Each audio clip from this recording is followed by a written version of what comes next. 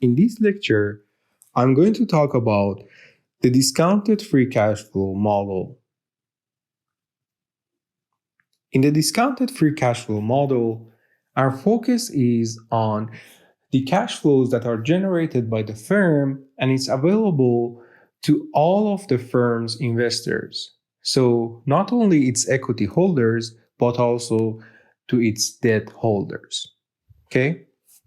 So recall from chapter 7, when we wanted to calculate stock price, we would discount all the future dividend payments of the firm to the time 0. So in the discounted free cash flow model, we would do the same thing, but instead of dividends, we are going to calculate the present value of free cash flow model. This model is similar to the total payout model in the sense that it's not based on per share, but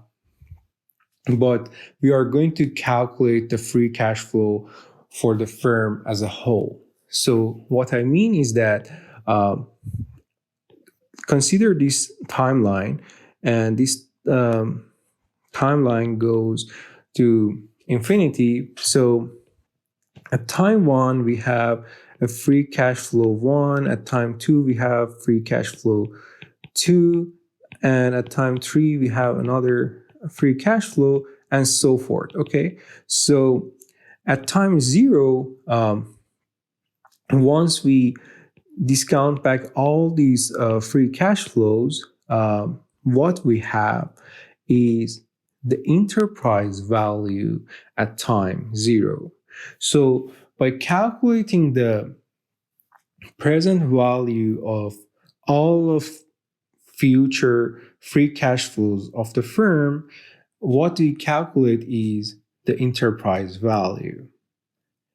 As you remember from chapter 2, the definition of enterprise value is the value to take over a business.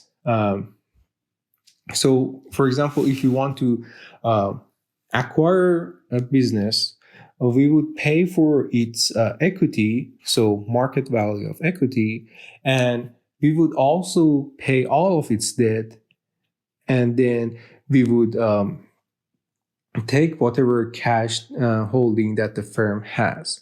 So the enterprise value is equal to market value of equity plus debt minus cash. And because free cash flow is the cash flow that is available to all of the firm's investors, when we discount back the free cash flows, we are essentially calculating the enterprise value of the firm. But still, we haven't talked about how to calculate a single the price of a single stock or single share of the firm. Okay.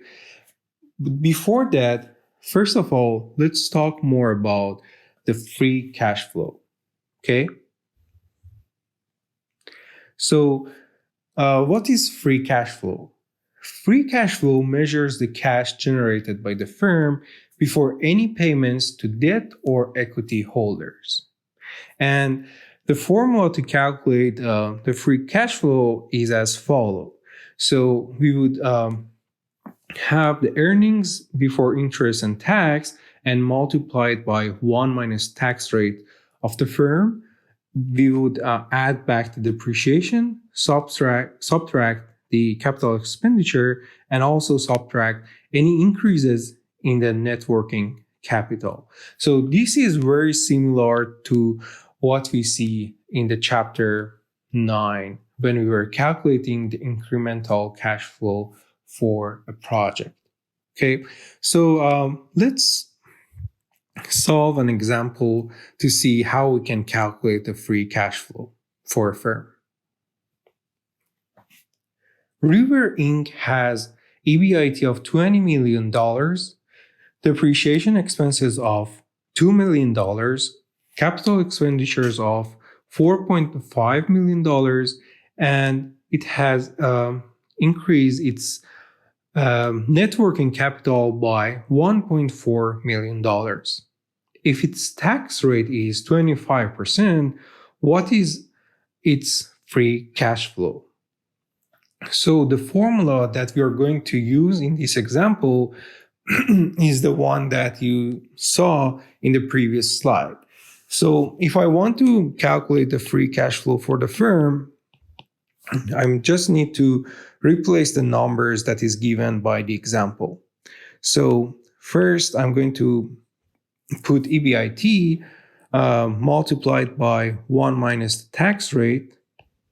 Then I am going to add back depreciation because it's a non-cash expense, which is 2 million, and then minus 4.5, which is our capital expenditure. And because the net working capital has increased by 1.4 million, I'm going to subtract 1.4. So the our free cash flow is equal to the number when we add these numbers together. So let me use my calculator to see what would be this number. So 20 multiplied by 75 plus 2 minus 4.5 and minus 1.4.